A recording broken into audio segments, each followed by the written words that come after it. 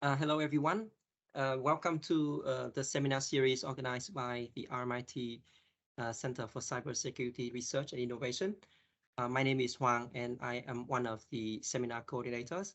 And today we are very happy to have with us Dr. Ming Ding from Data 61, delivering a talk on the topic of privacy, data privacy. Before introducing our speaker, I'd like to acknowledge the country.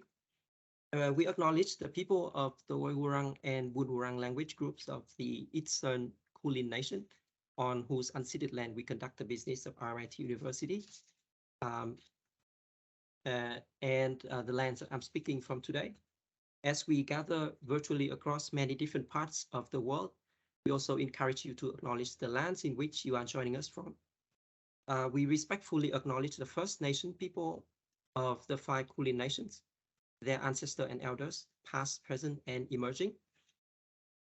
At the RMIT Center for Cybersecurity Research and Innovation, we aim to carry out quality multidisciplinary research relating to different aspects of cybersecurity, organization, technology, and human.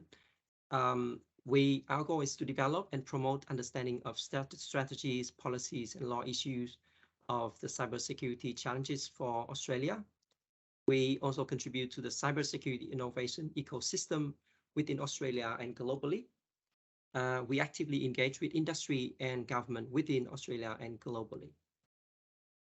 So today's speaker is Dr. Ming Ding, and Dr. Ming Ding is currently at Data 61, senior research scientist at Data 61 CSIRI in Sydney, and he received the bachelor degree and master degrees in electronics engineering from Shanghai Jiao Tong University in Shanghai, China, and also the PhD degree in signal and information processing from the same university in 2011. From April 2011 to September 2014, Ming worked at Sharp Laboratories of China in Shanghai, and currently he's with Data 61 and CSIRO in Sydney, as I said. Ming's research interests include information technology, data privacy and security, and machine learning and AI. And he has co-authored more than 150 papers in IEEE journals and conferences, and around 23 GPP standardization contributions, as well as 2 books, Multi-Point Cooperative Communication Systems, Theory and Applications, published by Springer in 2013. And the latest one in 2022 is Fundamentals of Ultra-Dense Wireless Network, published by the Cambridge University Press. Also, he holds 21 US patents and has co-invented another 100+ patents on 4G and 5G technologies.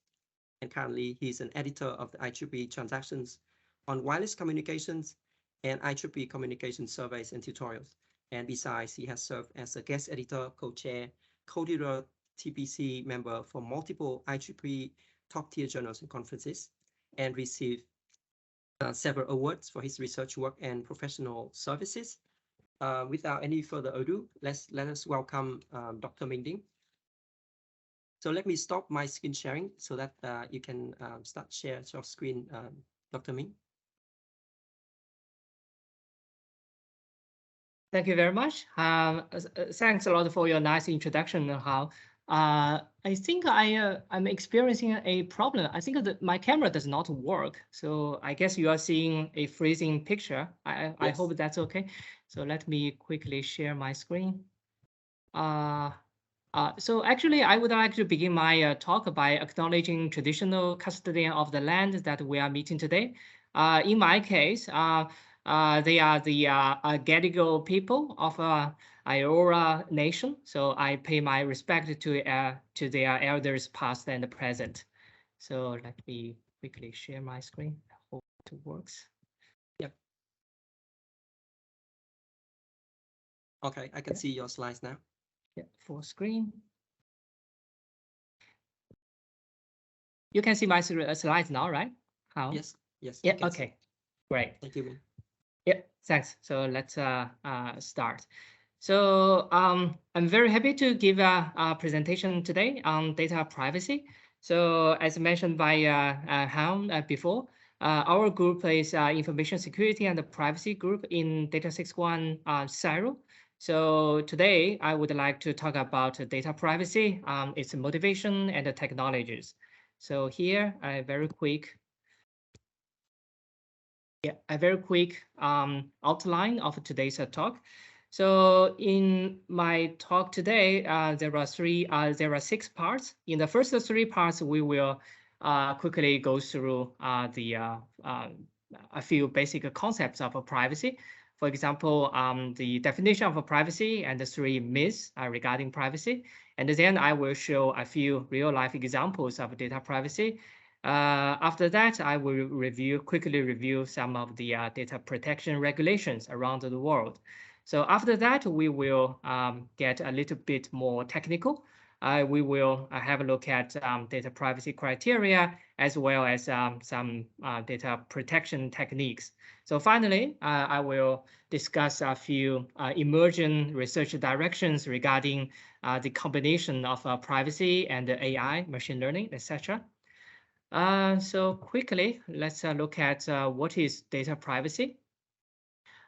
So here I show a big picture of a data life cycle. So on this picture, you can see 4 entities. So the first one is data generators. So basically speaking, we have data of our environment, society, and the people. So we can use, for example, sensors to monitor the environment and generate big data.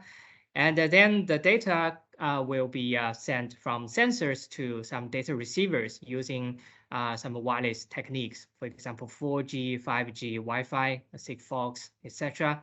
And then the data will be collected by the data custodians. So the data collection could be performed using wireless techniques, but also it can be performed using wireline techniques. So the data custodian will take care of security, privacy of data access, and then also sometimes providing some data analytics tools or service to data consumers. So typical data consumers, including government, government, researchers, industries, etc. So this is a big picture of data lifecycle. So here there are 2 shortcuts I would like to highlight. So the first one is data receivers can be used as a sensing equipment. So we can, for example, we can use Wi-Fi signals to monitor human activities and even count people in a room. Another shortcut is the data custodian can directly collect the data from people, society, using survey reports or direct data sharing, etc. So there is no need to go through sensors or wireless techniques. So that's another shortcut. So regarding privacy, so in short, privacy basically means that whatever functions or data analytics steps that we are using in those 4 entities, there should be no tracing back to any individuals or group of individuals regarding their sensitive information. So this is a very quick definition of privacy and traceability. So in reality, there are actually a few myths regarding privacy. So the first one is regarding the difference between privacy and security. I think many people are currently believing that those 2 things are the same, but actually they're not. So let me quickly use 2 examples to explain what's the key difference between privacy and security. On this slide, on the left-hand side figure, I show a picture of me using a Lego brick to block the camera of my laptop. So the purpose is, of course, to protect my privacy. But actually, this example is a security issue because the considered threat model or the security threat is unauthorized access to the camera system of my laptop. So this is a typical security issue. So although the purpose is to protect my privacy, but still it is not a privacy, it is not a data privacy research topic. So the second one is regarding privacy. So this is the picture downloaded from Google Street View of Sydney Harbour Bridge. So you can see that on this picture, the vehicle license plates, they have been blurred by Google. So the purpose is to prevent unintentional usage of the picture. So the primary purpose of this picture is to give people some sense about the Sydney Bridge. So just giving people a picture showing the bridge and the vehicles on that bridge. But if an attacker can see the license plate of a vehicle, then he or she might be able to track the movement of a particular vehicle, and this would be a privacy violation. So that would be unintentional use of the data. So in order to prevent this kind of unintentional usage, Google has blurred the license plates and also human faces in other pictures as well. So here I just want to show the key difference between privacy and security. So security is usually dealing with some system hacking. But in privacy, there is no hacking. So you don't need to hack into Google's server to download this picture. Everyone can download this picture for free via internet. So the issue here is unintentional usage of the data. So that would be the focus of the privacy. The second myth is regarding the privacy is all about removing individuals' IDs. So many people believe that as long as I don't disclose people's name or IDs, then the data set would be safe. But actually, it's not. So let me use another example from Google Street View. So this is another picture you can download for free from Google. So again, all the license plates have been blurred in this picture. So you can see that from this picture, you cannot get any IDs of any people or vehicle. So this picture seems to be safe, but actually it's not. The problem, I think, lies with the vehicle on the left-hand side. So this vehicle. It is highly unique. I believe the name of this model is called Mustang Mark I. This particular vehicle was manufactured by Ford, I think, in the 70s. So there are only hundreds of this kind of unique vehicles in the United States right now. And further, if we consider this unique paint job of this vehicle, I think the vehicle owners, a friend or neighbors or even colleagues should be able to identify this vehicle owner, and then they can learn more information from this picture. For example, on the top left corner, you can see the location and the date, time of this picture being taken by Google. So this would be another kind of a privacy violation. So you can see from this picture, removing IDs does not guarantee privacy. So the third myth is regarding big companies surely protect our privacy. So I think we know that this is a joke right now. So I think the first incident that shook people's trust in big companies is Facebook's data scandal happened a few years ago. I think in 2018 to be exact. So basically speaking, Facebook provided a platform for third-party apps to access their users' personal data, and more importantly, one person's friend's data as well. So in this kind of data set, it is not just isolated points and the people here and there. It's a network. It's a people's social network. And that data set was later provided to Cambridge Analytica. And that company used the data for political advertising in the 2016 presidential election in the United States.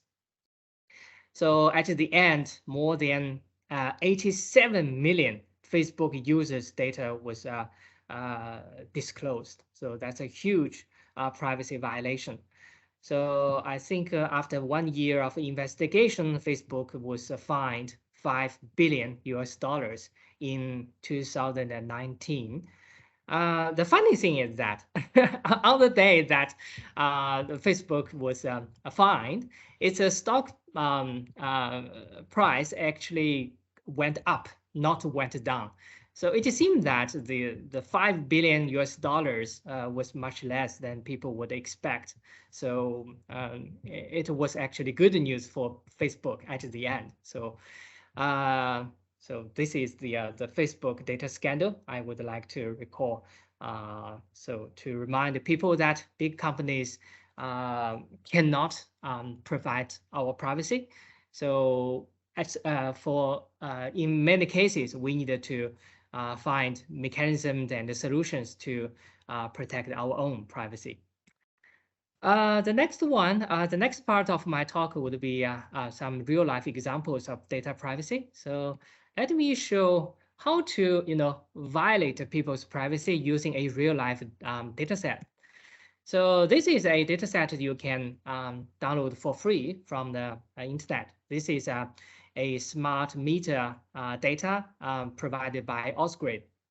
So in this data set, you can basically find people's daily electricity usage patterns, so time series data. So on this slide, I show a overlapped figure of 158 profiles for a certain household. So the x-axis is time. You can see we have 48 points per day. So that's 1 point per 30 minutes. And with the y-axis is kilowatt hour. So that's a energy usage profile. And the purpose of this data set is for the researchers to develop some algorithms to predict, let's say, energy load in the next day or next week. However, there could be some unintentional usage of the data. So let's say an attacker wants to investigate the correlations of household daily energy usage patterns. So the idea is very simple. So we can just calculate the cross correlations among those pairs of a sequence. So using this simple equation. So Fn and Gn would be two sequences, and the mu F and the mu G would be the mean value. And the sigma F, sigma G are the standard deviation of those two sequences. So using this equation, you can calculate the similarity between any two sequences. And imagine that we have, let's say, 158 days.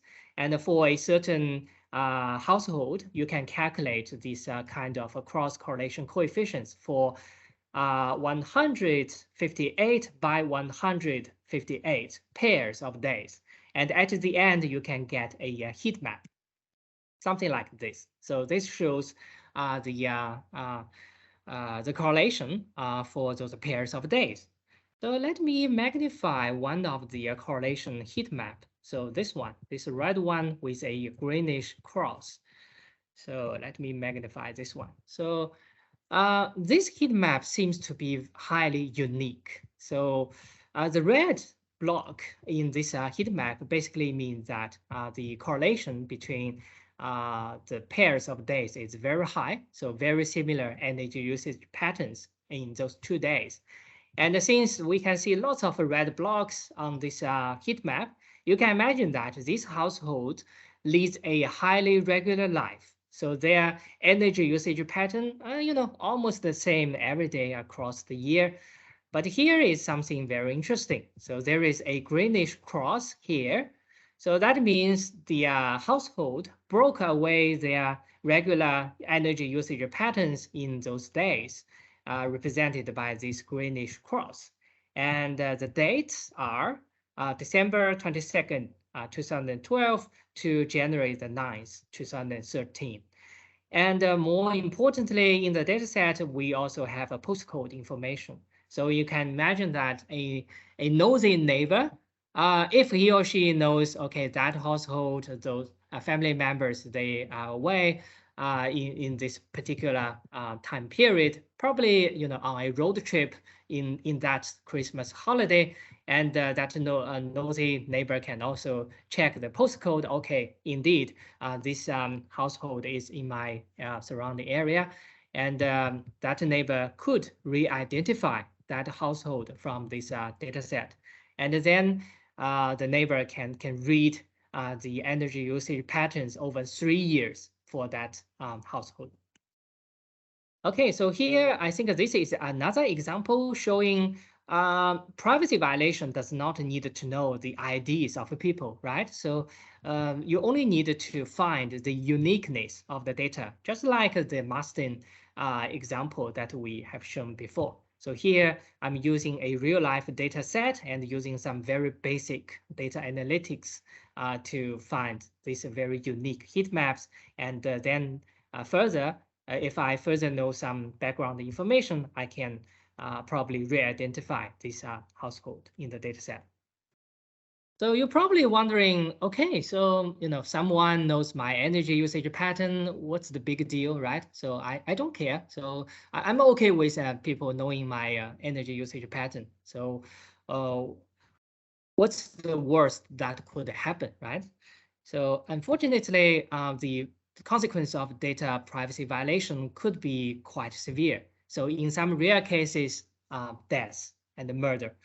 So this is a very sad story regarding two people got killed because of a privacy violation. So this case is well known as Didi P2P rideshare case.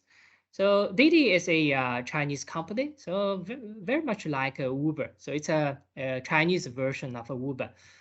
So basically speaking, a few years ago, the Didi company continuously published 2 data sets. So those 2 data sets are linkable by Didi usernames, and they publish this the 2 data sets in plain text. One data set is a travel demand data set. A typical record is like someone wants to travel alone to a remote area at midnight. So this is a real-time data set, so continuous publishing this data set. The second data set is a free text passenger review data set. So typical information in that data set includes gender, age group, and physical appearance. So something like the height of the passenger, hair color, and in some rare cases, sexuality. So the purpose of this Didi publishing these 2 data sets is to construct a ride sharing and dating platform. So that was the primary purpose. But unfortunately, this kind of irresponsible disclosure of sensitive data led to 2 murder cases in May and August 2018. So here I provide the New York Times news article to this sad story. Basically speaking, the murderers, they disguised as rideshare drivers. They cross-referenced these 2 data sets and know exactly when, where, and whom to hit. And at the end, 2 people were killed. As a result, there was a crackdown on Didi company by the Chinese government in July 2021, last year. So because of Didi's illegal collection and the usage of personal information, so I translated this government notice below. As a result, Didi's stock price plunged in 2021, wiping off more than $49 billion US worth of market value. So that's a really sad story with a huge losses of human lives and financial losses as well. Okay, so next let's look at let's have a look at the recent Optus data breach case. So I choose this one is because this is a borderline case between security and privacy. So I think all of you already know this incident. It's all over the news in the past few weeks. So, but anyway, let's look at what happened anyway. So basically speaking, in September, Optus announced a cyber attack. And it seems that more than almost 10 million Australian people's data were affected. And the leaked data database includes details of 1.2 million credit card and debit card information. So typical information like names, credit card numbers, expiration dates, CVV numbers, addresses, etc. So here I provide a 7 News news article link here. So feel free to check more details regarding this data breach case. So as we discussed in the first myth regarding privacy, so the difference between security and privacy, indeed, Optus data breach case is a security issue because this is an unauthorized access to the database, right? But we can also learn something from this data breach case from a privacy perspective. So the first question is that, is it really necessary, to save everything in a single database where, attributes like credit numbers and CVV numbers are usually useless for any data analytics? Those credit card numbers and the CVV numbers, they are basically, random numbers, right? So they are not useful at all for any data analytics. So saving those kind of very sensitive data in this spreadsheet or CSV file is really risky. So regarding this, I would like to mention a data processing principle, which is called the data minimization in GDPR. We will talk about the GDPR very shortly. So GDPR is a European act regarding data privacy. So there is a principle called the data minimization. It basically refers to the practice of limiting the collection and the storage of data to what is necessary. So basically speaking, we need to provide data on a need-to-know basis, right? So if you don't need to know the data, why providing the data, right? So at the first place. So I think this is not a very good practice to save CVV numbers and credit numbers in a single database. So that actually attracts hackers to get into your system. The second question, so is it really necessary to save credit card information in plain text? So in comparison, Google does not directly save our passwords. Instead, I think Google saves a hashed version or some transformed version of our saved passwords, but never the plain text.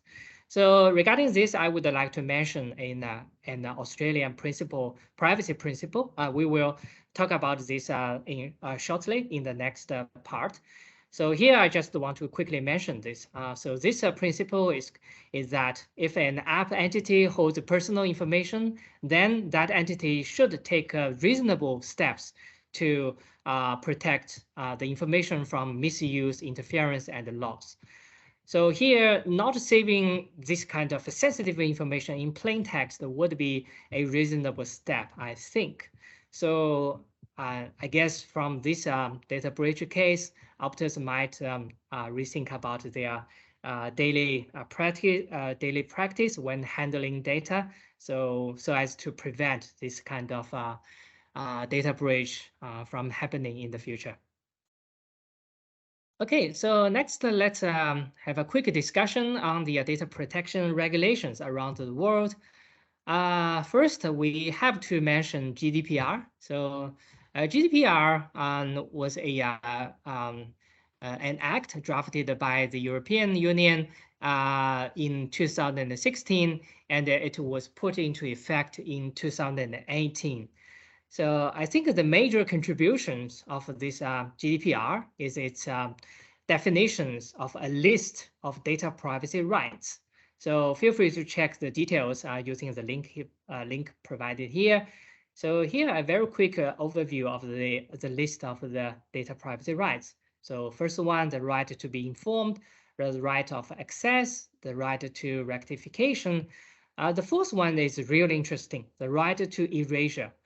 The right to erasure basically means that anyone has the right to request any organization to remove his or her data at any time. So that could provide the ultimate protection of people's privacy. So if your data is not in the data set, then probably there is no privacy risk for you anymore. So this is a very strong right for human beings. The other ones are like the right to restrict the data processing or machine learning, the right to data portability, etc. So the next thing is regarding legislation in the United States. So I would like to mention CCPA, California Consumer Privacy Act. So this one was drafted in 2018, and it's basically a weaker version of GDPR. So feel free to check this link provided here. In CCPA, it also defined a few rights. So for example, right to know, similar to right to be informed, the right to delete, similar to right to erasure, defined in GDPR. And later, this CCPA was upgraded to CPRA, California Privacy Rights Act, in 2020. So it's a GDPR equivalent in the United States. So sometimes this CPRA is referred to as a CCPA 2.0 because it's an upgraded version of CCPA. So in CPRA, so it further defined other rights. For example, the right to correct information, the right to limit use in data analysis and machine learning, etc. Regarding Australia, so we do have a Privacy Act 1988, so sometimes shortened as a Privacy Act. And the Australian Privacy Act was upgraded in 2012, which is called Enhancing Privacy Protection. So in a privacy amendment. In this amendment, there are two things. One is called the privacy principles. There are a few of them. So one of the privacy principle was discussed in the previous part. And also in this amendment, the legislation defined a few codes of practice. Unfortunately, currently, there is no such thing as a right to be forgotten or right to erasure in the Australian legislation. So, but there are already a few proposals submitted to a discussion paper released in 2021 by the Attorney General's Department. So feel free to check this discussion paper using the link provided below. I think there are a few proposals regarding a limited right of erasure in Australia. So next, let's explore a little bit technical content regarding privacy. So first, let's look at criteria. When we say data privacy criteria, the first thing would be re-identification, because this is a very popular threat in terms of data privacy violation. So basically speaking, re-identification is a process of determining whether certain data in a data set belongs to a particular individual. So there are a few key points I would like to mention here. The first one is related to the Mustang example and that smart meter data example that we have discussed before. So removing an individual's personal identifiable information, sometimes shortened as PII, is not sufficient. So please do not think, okay, removing people's ID guarantees privacy. It's not. Second thing is regarding background information. So an attacker or an adversary could know all kinds of background information, and that information could be used as quasi-identifiers, and it is not controllable to know whether an adversary knows this or that piece of information.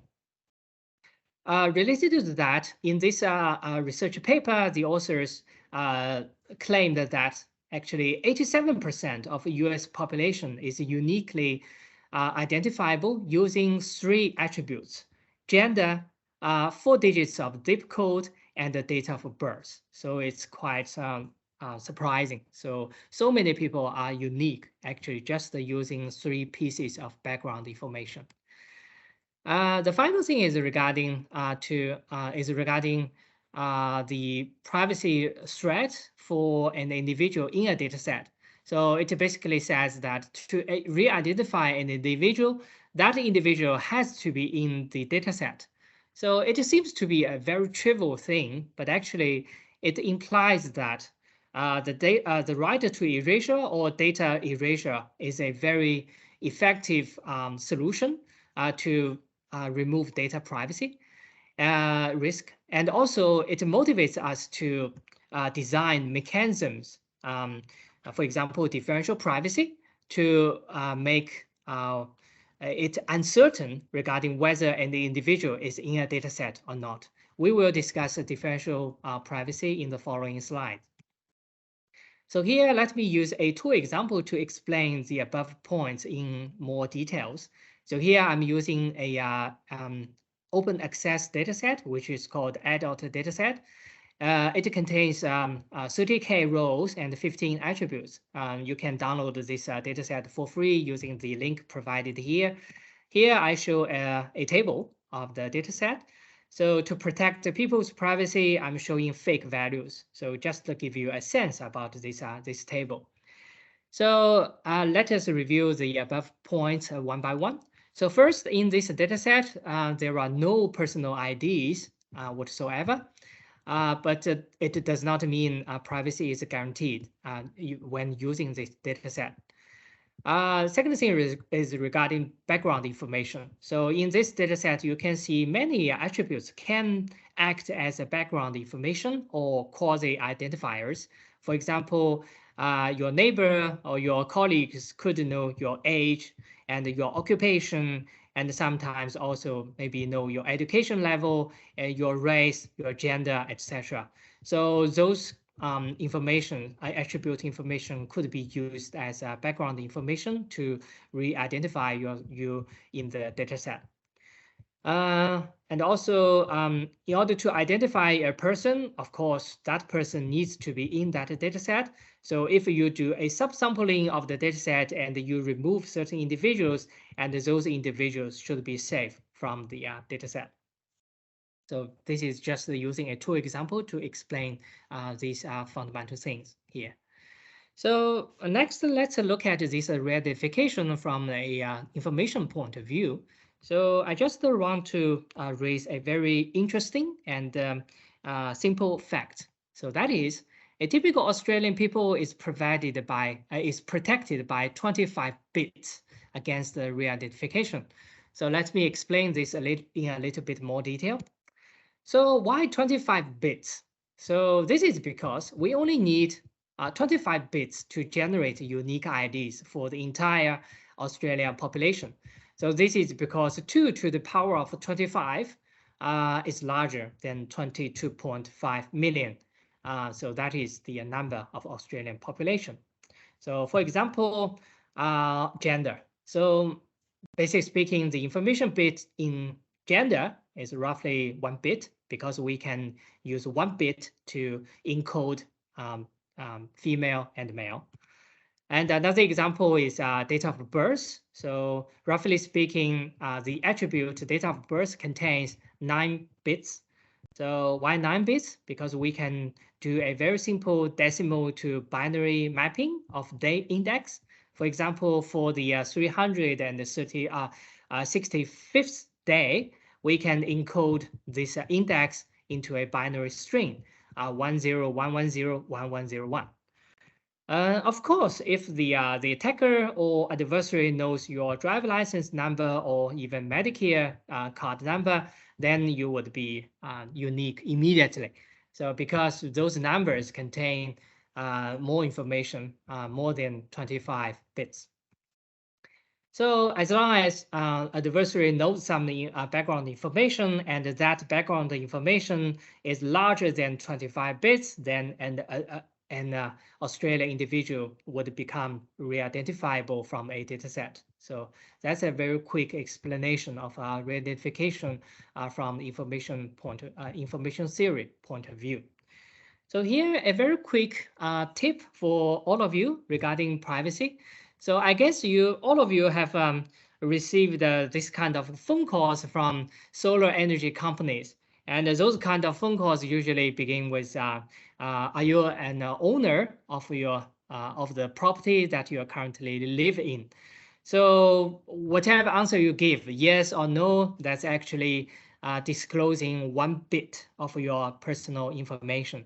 So a kind suggestion is that if you are not interested in the service provided by the solar energy company, you can just say, I'd rather not disclosing this private information, because this is 1 bit of your privacy information, and you are only protected by 25 bits.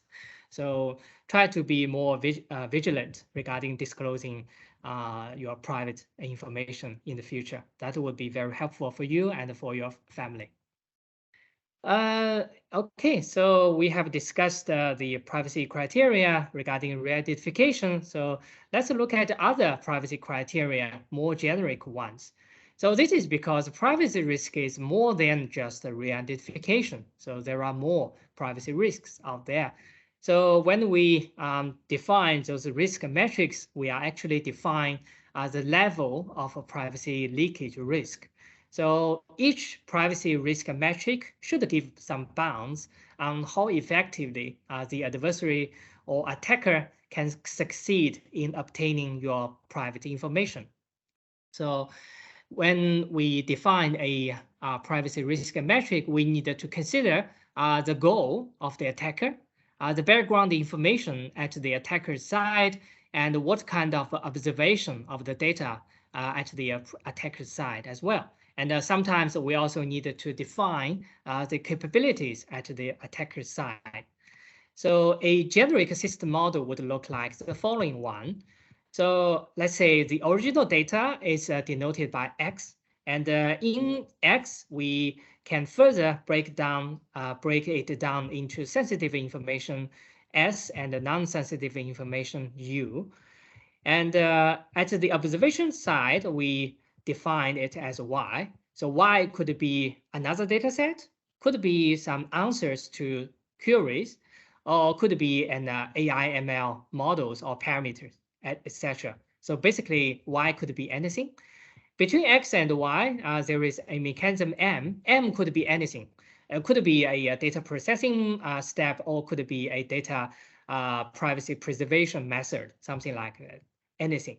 So using this generic privacy risk model, we can define the following privacy risks.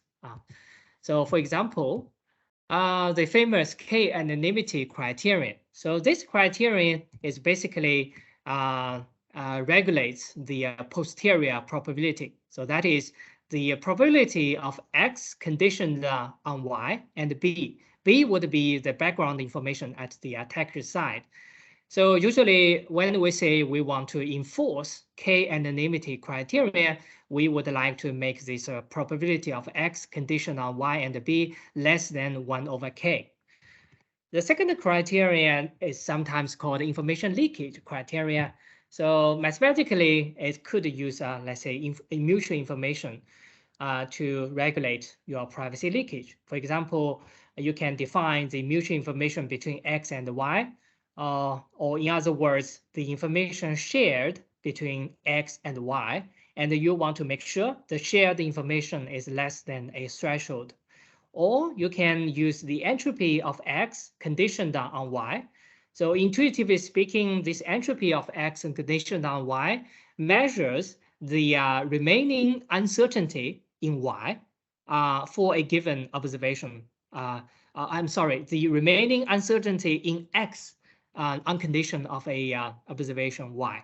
So you want to make sure the remaining uncertainty in X is larger than a threshold, so that the attacker cannot uniquely identify any data record in X. So finally, we have this differential privacy criteria. This is quite popular right now. So mathematically speaking, this differential privacy is linked to the likelihood probability ratio in information theory. So basically speaking, it quantifies the distance or the ratio between the probability of a Y conditioned on X and conditioned on X prime. X prime would be any neighboring data set to the data set X. So X and X prime only differ by one data record. So if you can make sure these two likelihood probabilities, they are really, really close, they are really, really similar, then that means an attacker cannot determine whether the observed Y is caused by the original X or caused by any neighboring dataset X prime. So in this sense, any individual's privacy is protected because an attacker cannot be sure whether an individual is even in the dataset or not. So these three privacy risk metrics have been fully discussed in this information theory paper. So feel free to check this link for more details. Okay, next let's look at some privacy protection techniques. So due to the limit of time, I only discuss some very basic techniques in today's presentation. But at the end of this part, I will talk about our recent work using differential privacy mechanisms to generate synthetic data. So that would be an advanced data privacy mechanism.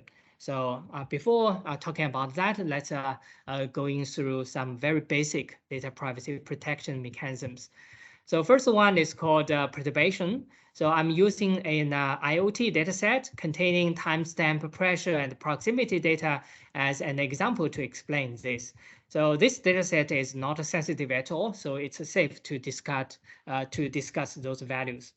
So perturbation basically means adding noise. So on the left-hand side figure, I show the original data. On the right-hand side figure, I show the perturbed data. So you can see the many values have been perturbed. And sometimes those pressure numbers, they become not indifferentiable in the perturbed data set. Second technique is called aggregation. So intuitively speaking, we average records together to hide those individual records. So in this case, I actually average the records number 1, 3, 5, and 7, and generate the first aggregated record. And the second aggregated record is average the result of the record number 2, 4, and 6. Third one is called suppression, very easy and simple method. So we just mask values or digits in the data set. The next one is called dummy. So basically speaking, we insert fake data values. The next one is called generalization, or sometimes widely known as binning values. So instead of disclosing exact time values or pressure values, we disclose the ranges of values. For example, this timestamp 2:05 will be generalized to a time between 2 o'clock and 3 o'clock. So next, let's talk about our recent work using differential privacy to generate some synthetic data. So when we talk about synthetic data, let's first talk about the intuition of this methodology first. So data synthesis is not a new idea. It is not new at all. So basically speaking, we have been using this technique in many cases. For example, no photo taking is usually allowed in a courtroom. So that is why usually we will invite artists in a courtroom and using sketching to draw some pictures of a proceedings in a courtroom. So here I just show an example here. So using this from this example, you can see that we don't have access to the original data at all, but we do have access to a synthetic version of the original data. The original data would be the images or videos of the proceedings in the courtroom. The synthetic version will be the sketch picture. So basically speaking, when we use data synthesis, we actually create a parallel universe which can hide everyone's real life in any data set. So in our previous work, we use a method which is called Gaussian coupler to generate synthetic data. So due to time limit, I only summarize the key ideas in the following bullet points, but feel free to check our published paper for more details. So in our method, we basically generate the PDF and the CDF for each attribute values. And then we generate, we extract the correlations among pairs of attributes.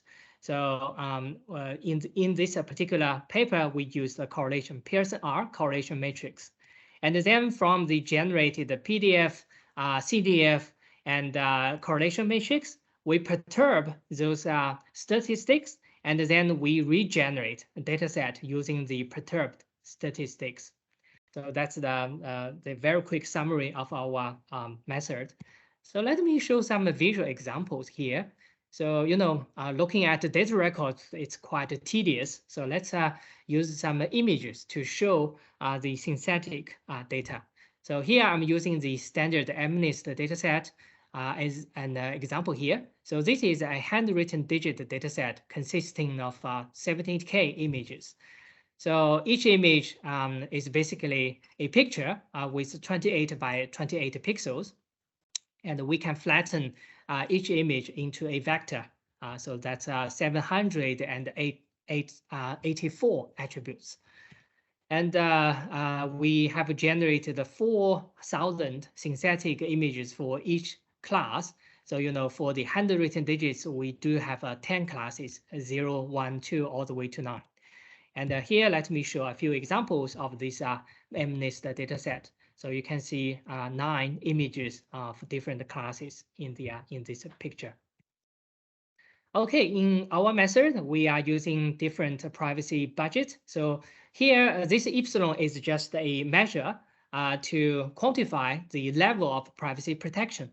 The smaller epsilon is, the stronger privacy protection you are going to get. So here I show some generated images compared with the original images. So there are 4 rows on this slide. The first row shows the original images. Second row, third, and the fourth rows, they show the synthetic images using our method with different values of epsilon. So here we use different epsilon values, 10, 5, and 1. So epsilon equals to 1 gives you the strongest privacy protection. Epsilon equals to 10 gives you the weakest privacy protection. But here, actually, you can see there is a trade-off between privacy and the clarity of images. So generally speaking, the images with epsilon equals to 1 seems really blurry. But the images with epsilon equals to 10, they look relatively good. We can recognize those images without any difficulty. So let me use a more concrete method to measure the utility and the privacy. So basically speaking, we use a classifier, MLP classifier, multi-layer perception classifier using the synthetic data as the training set. And then we test the AI model on the original image.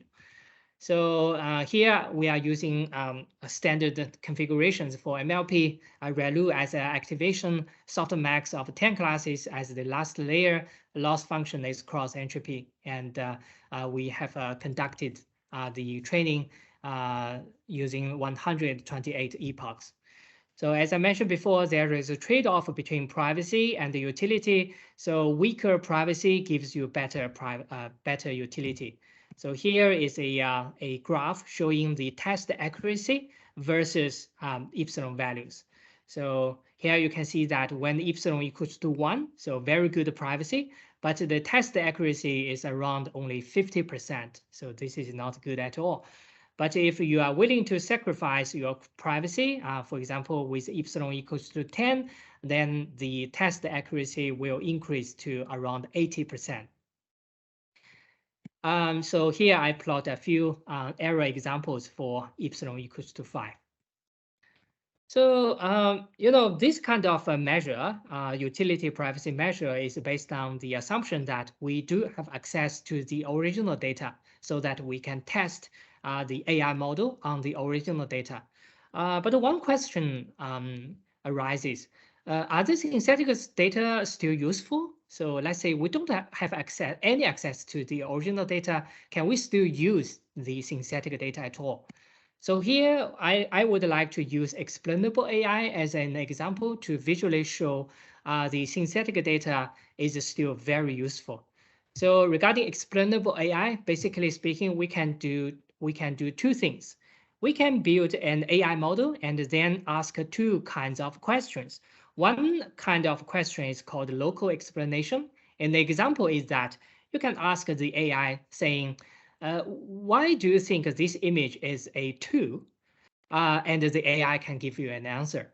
The second type of question would be global explanation. And a typical question would be, okay, so what do you think, what does a typical 2 look like? So, and then the AI can give you an image showing the typical 2 on its mind.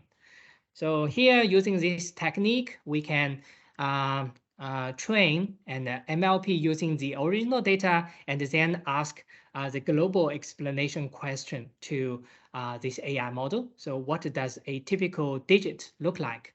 And here are the 10 answers given by the AI model.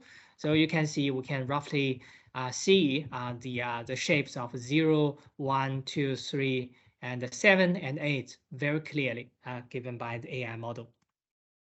And using the synthetic data, we don't have any access to the original data anymore, but still we can train an AI model and then ask this global explanation question. And here are the 10 answers given by the AI model when epsilon equals to 10. I think the images given by the AI model look very good. You can see all those 10 digits from these pictures. So they are very similar to human beings' understanding of those 10 digits. And when we decrease the epsilon value, giving you more privacy protection, you can see the images becomes blurry and blurry. And at some point, let's say when epsilon equals to 1, you can see the images given by the AI are not good at all. So for example, the 0 and 1 are really noisy points. So it means that at some point, this AI model will break down. So we need to carefully choose the epsilon value when we when we generate synthetic data. So in this case, I think epsilon equals to 5 shows a very good trade-off between privacy and utility. So in the last part of my presentation, I would like to talk about some future research directions, especially regarding the combination of machine learning, AI, and privacy. So this part is basically based on my previously published survey paper, When Machine Learning Meets Privacy. So I provided the link here. Feel free to check more details. But today we will just going over the basic ideas of how AI machine learning can be combined with privacy. So basically speaking, there are 3 categories of research topics. So the first category is called the privacy of AI. That means when you train an AI model, you are using some data and you get an AI model at the end. So the privacy of the AI model and the privacy of the underlying training data would be the focus of the research topics in the first category. The second category is AI for privacy. And the third one is called AI against the privacy. So basically speaking, the second category focus on using AI as a defense mechanism to protect your privacy. But the third category uses AI as a attacking mechanism or attacking tool to violate your privacy. So that's the second and the third categories. So sometimes you can investigate them together. So it becomes an arms race in the literature. So on the one hand, people are devising more and more powerful attacking methods to violate people's privacy. But on the other hand, researchers are also looking at various defense mechanisms to enhance your privacy to protect people's sensitive information from disclosing. So let's look into those 3 categories in a little bit more details. The first one is regarding privacy attacks targeting AI model. So here I show an illustration of a attacking method, which is called a model extraction attack. So the basic idea is very simple. So the attacker would like to steal the trained model. So it basically continuously query your AI model and get more and more observations of your data analytics model. And then it can reverse engineer your function or your AI model. So this is a violation of the privacy of the AI model. The second category 1B focus on the privacy violation of the underlying data. So there are a few attacking methods. So first one is called model inversion attack. Second one is called shadow model attack. These two attacks basically want to review some feature values or attribute values of the underlying training data. The third attack is called a membership inference attack.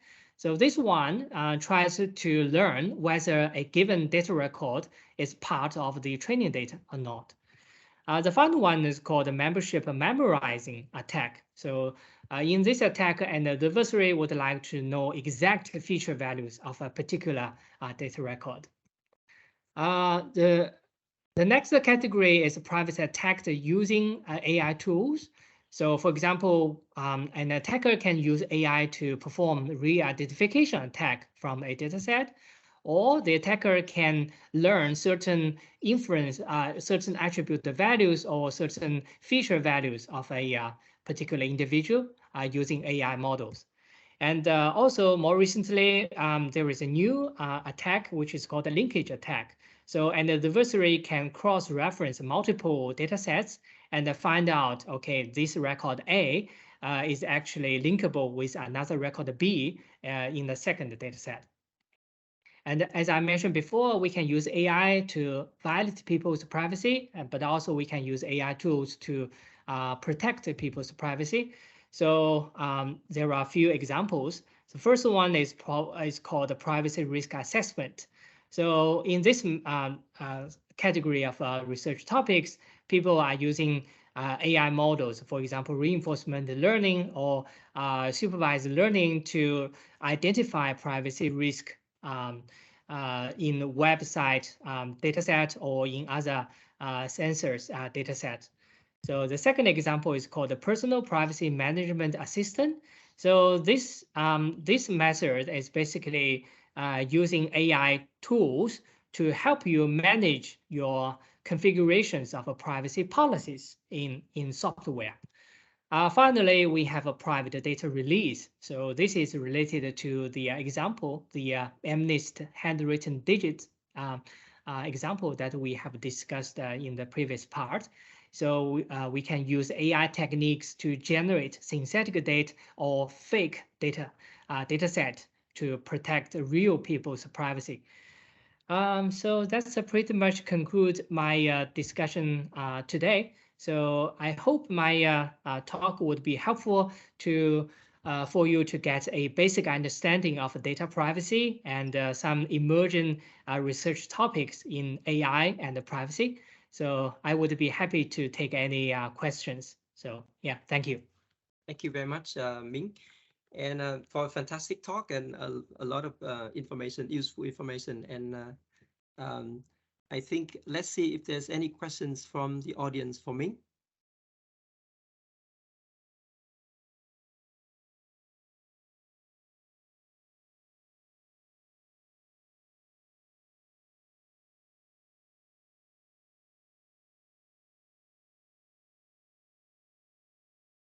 So while waiting for the question from the audience, and probably we'll just have one quick one or so, because Yeah, sure. we went a little bit over time. So I have one question regarding your work on. So you're trying to have perturb the MNIST images on the numbers, and then you said there's a trade-off between utility and the privacy. So smaller the epsilon, then it's harder to read, right? So lower the utility. So In this context, and utility is actually to read the number correctly. And my question is, in general, what kind of utilities, or do you cover other kind of utility purposes rather than reading the numbers? This is a good question. So here I'm showing those visual examples of those digits. So as human beings, we can read those numbers, right? But also on this slide, I also show another type of utility metric. That is, we use AI model to read those digits, not using human eyes. So the idea is very simple. So we train an AI model using the synthetic images, right? So you can imagine that, okay, so here we do have those blurry or noisy digits, right? And also we have the labels associated with each image. And then we can train an AI model to classify those images. And after we train that AI model using the synthetic data only, we can apply that AI model to the original data and see how it performs. And also, this process can be conducted the other way around. So you can also use the original image as the training data, and then you train an AI model, and then you apply that AI model to the synthetic image and to see whether the classification performance is satisfactory or not. So here in this example, I'm using the first method, that is using synthetic as training data and use original as the testing data. And here you can see the test accuracy versus the epsilon value. And clearly there is a trade-off there, right? So in this case, I think epsilon equals to 5 gives you a good trade-off. So because the test accuracy is above 75%, which is usable in practice, while the epsilon equals to 5, which is a reasonable privacy budget. Yeah. So it depends on the strength of the classifier as well. So if it is like someone else devised a very strong classifier, very accurate classifier, then they may hit a higher accuracy. That means less privacy for the data set. So it seems like there are two sides of the coin. So like you have to hide the data, hide the information. Then also there's another side trying to read it. Yes, exactly. So I think that's the essence of a trade-off between privacy and the utility. On the one hand, you don't want to disclose too much about the details of your data, but on the other hand, you still want to construct useful data analytics tools at the end, for example, classifier or regression models, right? So during this process, you need to find a balance point. So how much details of your private information you would like to give, and how much utility performance you would like to achieve at the very end. Yeah. Right, thanks. And okay, so and also it seems like so the technique is to hide the statistics. So you're trying to change it, so that to change the statistics of the different variables in there. I think identifying those things that we want to hide is also kind of a challenging question, right? In this case, like it is clear that we want to hide the numbers, so that it's not too clear. But in, like say, in the courtrooms scenario where you have the sketch, then let's say you're trying to hide the people's faces and no one know the gender, for example. But then there probably something else that we haven't thought of, and but probably that is kind of we never know, like all aspects of the information. That's a very good point. That's a very good point. So actually, in reality, defining the sensitive information or defining what is privacy is not a trivial task. So we need to be very careful and conservative when treating those data sets. So sometimes we are not quite sure whether this kind of information is sensitive or not, because in the future, adversary or attackers might have very powerful data analytics tools to revealing your private information. So so I think a good practice when handling data is try to be more conservative when defining those privacy and defining sensitive information. Yeah. So the next question coming from Maggie. Maggie, please. Yeah, sure. Hi, Dr. Ming. Thanks for your great talk. And it is very interesting, in particular, using the differential privacy for some privacy preservation tasks, like the machine learning.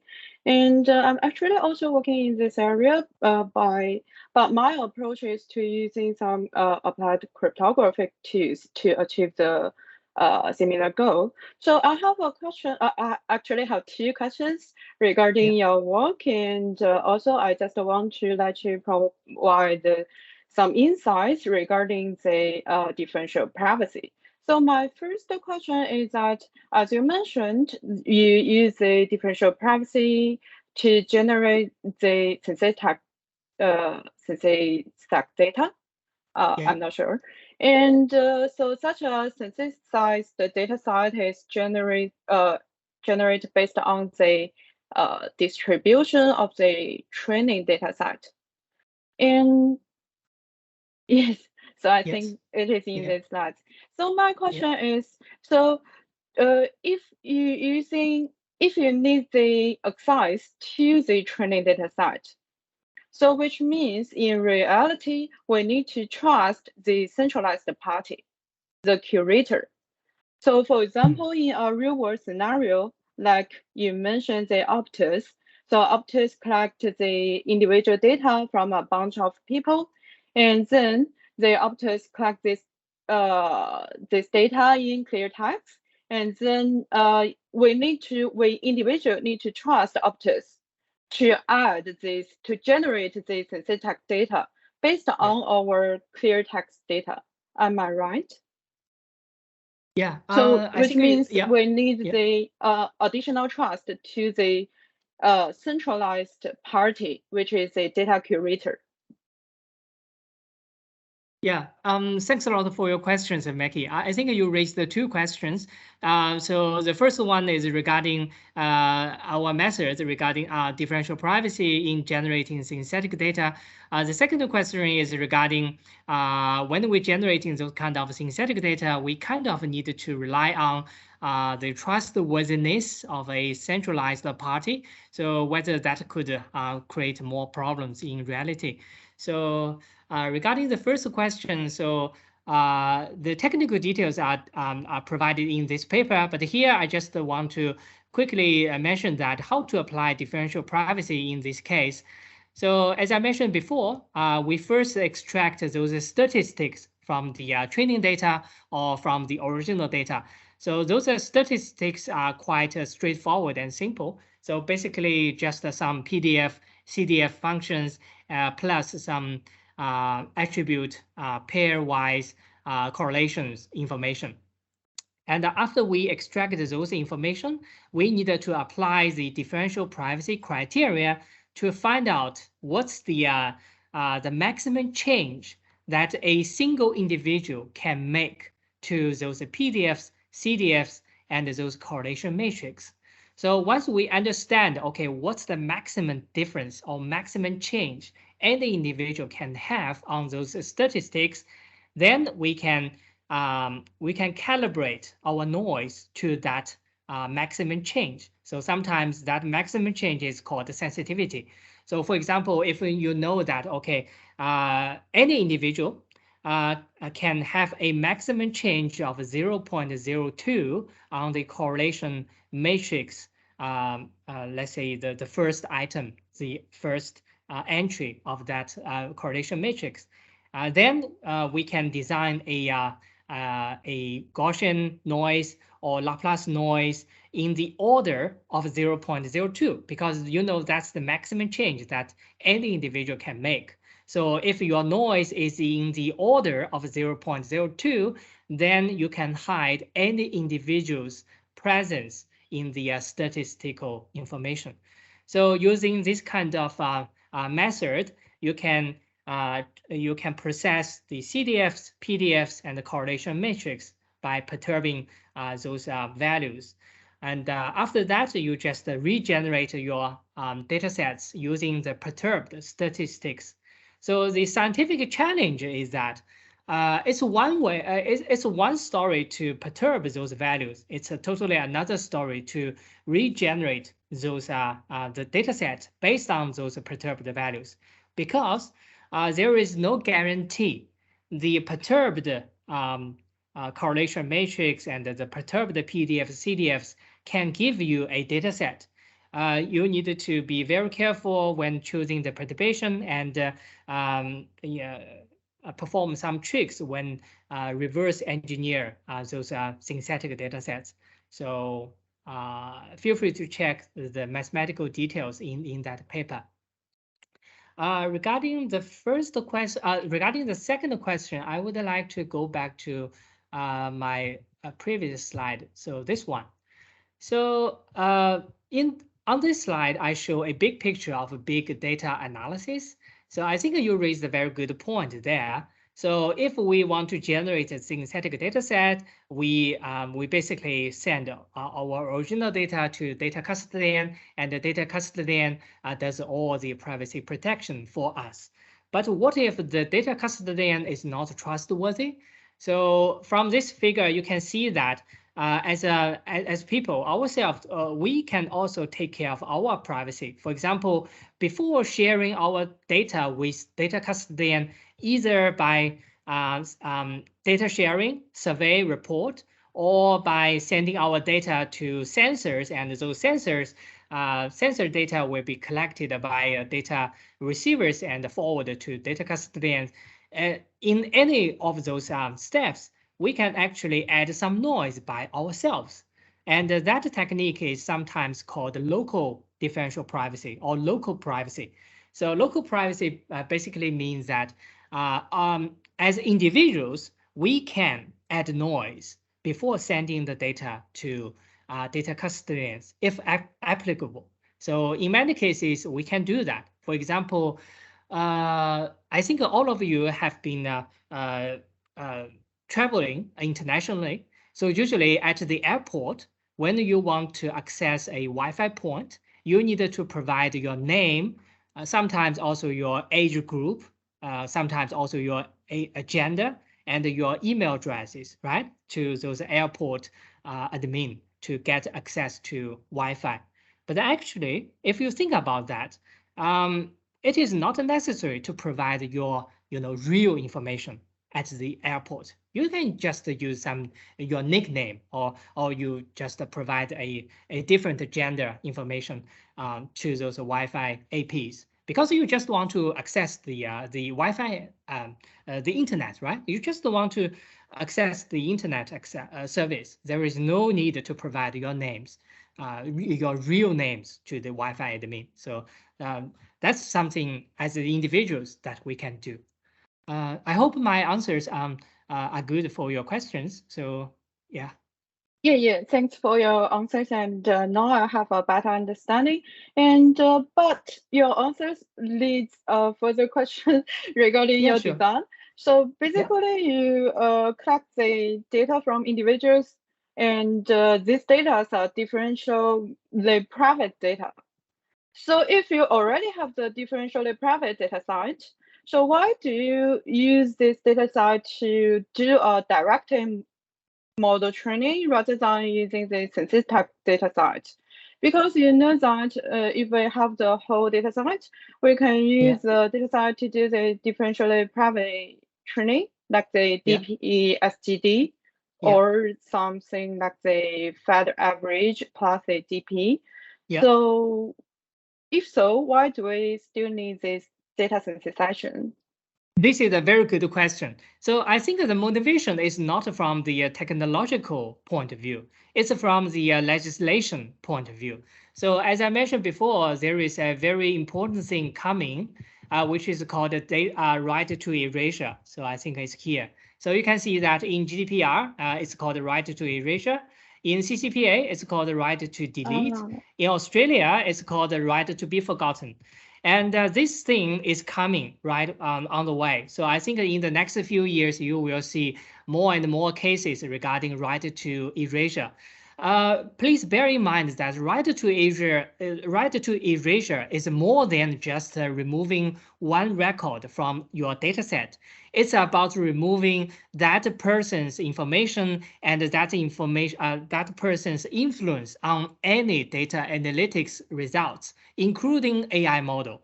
So at some point in the future, one guy might come up and say, okay, please remove my data set and retrain your model without my data. So this would become very, very tricky. So imagine this, you might have already collected millions of data set and you built a very powerful AI model. But someday in the future, some guy just came to you and saying, okay, remove my data and retrain your powerful AI model. I don't care how you do that. I don't care how much it would take or how long it would take. Just do that. You will find yourself in a very difficult position. So in that case, I think it would be great if you can have, some synthetic data. So that's at that point, you can just say, okay, we actually don't use any real data anymore. We just use synthetic data. So your request has already been satisfied before our data analytics. That would be very useful and handy in the future. Yeah, great point. And I also see a lot of researchers working on the machine learning to remove a single data record used to train the AI model. So I think this will be contribute to the machine learning area. So so that's all my questions. So thanks very much for your great talk and thanks for your answers. So I don't have further questions. Yeah. Thank you, Mackie.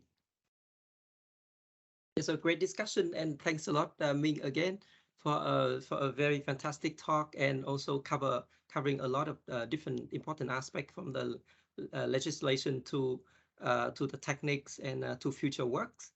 Thanks, Ming, again, and thanks everyone for coming.